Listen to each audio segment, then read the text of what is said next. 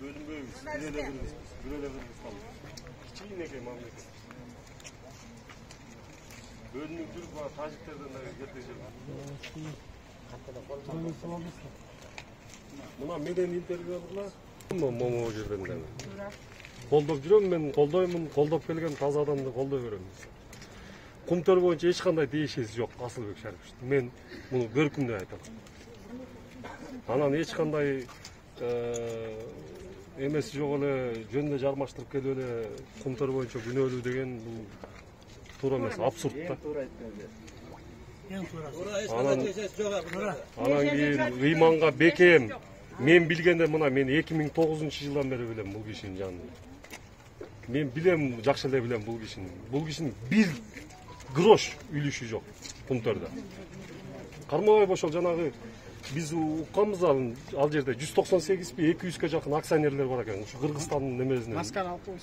Кыргызстандын немелерине. Масканы мен укугум ал. Ковид жүрүп атат, мен алганга неме эмесмин. Масканы ишиң эмес. Америка жанагы мыйзамсыз баюу боюнча да. Мыйзамсыз баюу боюнча эми мен силерге ачыгын айтып коеюн. Бийликте иштеп, анан кийин мыйзамсыз байган адамды мыйзамсыз байды деп айтса болот. Анан депутат болуп жүргөн адамды мыйзамсыз байды деген бул абсурд эле нерсе. Мен тем более Асылбек Шариповичке билем, мен ал киши мамлекеттин бир мындай нерсесине тескерисинче бардыгыбызды агама сөз тийгизе албайын деп эч кандай эч жерге кийлигиштирген эмес бизди дагы. Анда эмнеден улам азыр кылмыш козголуп азыр окуя болуп атат деп ойлойсуз? Бизге түшүнүксүз болуп атат ушул нерсе. Популизм деген эле ход. Иә. Каршы чыккан. Плюс ал кезде агасы премьер болуп турганда бул кызматтан кеткен спикерликтен. Бул жөнөкөй эле депутат болуп отурган. Төрөгө дагы эмес болчу. Анын колу да жок.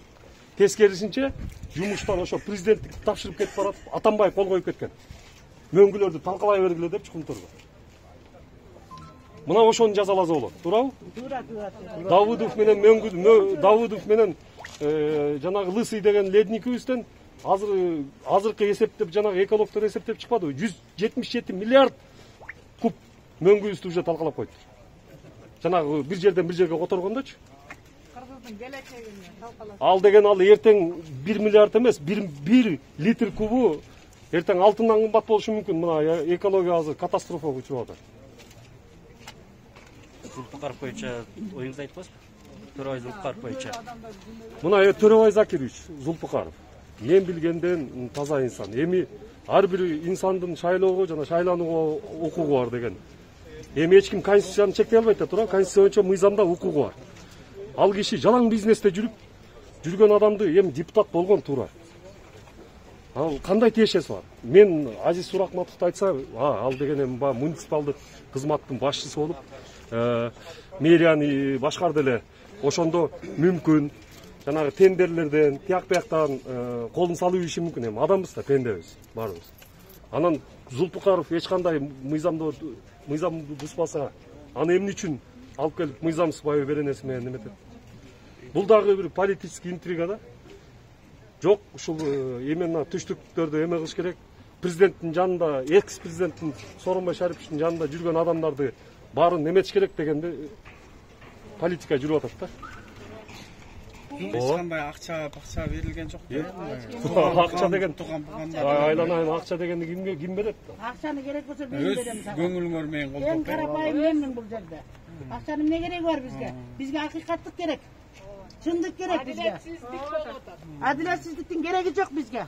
Вопрос задал сейчас.